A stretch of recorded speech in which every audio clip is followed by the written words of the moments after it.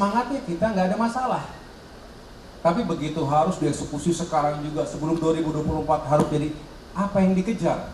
Nah, lompat tadi masalah IKN ya. IKN, Demokrat memandang bahwa sebetulnya semangat membangun ibu kota baru dengan argumentasi logisnya, ya nggak ada yang keliru dari sisi argumentasi logisnya. Nah, yang menjadi kurang logis saat ini, ketika ekonomi Indonesia sedang sulit, tidak sedang baik-baik saja, masyarakat kita juga sedang tidak baik-baik saja, seolah ada yang memaksakan diri. Tadi, fiskal kita udah makin sempit, utang kita makin besar, investasi juga tidak mengalir deras seperti yang diharapkan, karena masing-masing negara, masing-masing investor juga sedang mengukur diri. Jangan sampai investasi di Indonesia untuk proyek yang luar biasa besarnya, tapi prospeknya belum jelas. Karena tahu juga berapa kemampuan Indonesia saat ini.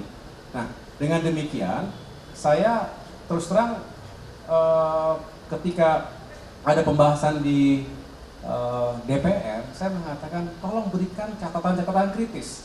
Semangatnya kita nggak ada masalah. Tapi begitu harus dieksekusi sekarang juga, sebelum 2024 harus jadi apa yang dikejar. Ya, apa yang dikejar. Jadi legacy itu tidak harus, pokoknya harus sekarang, kalau enggak tidak menjadi legacy kita. Kecuali memang tabiatnya adalah menihilkan legacy pemimpin sebelumnya.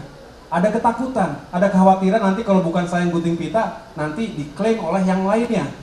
Tapi bukan itu permasalahan kita. Ini ada masalah rakyat, masalah ekonomi rakyat yang perlu dicari solusinya. Jangan didahulukan proyek-proyek yang luar biasa menyita anggaran negara kita.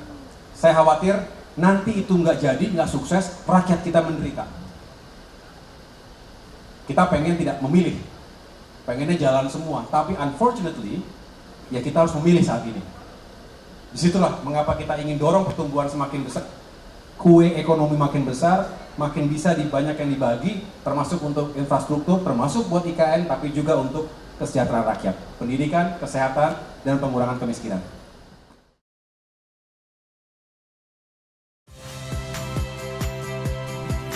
Saya Harjuno Pramendito.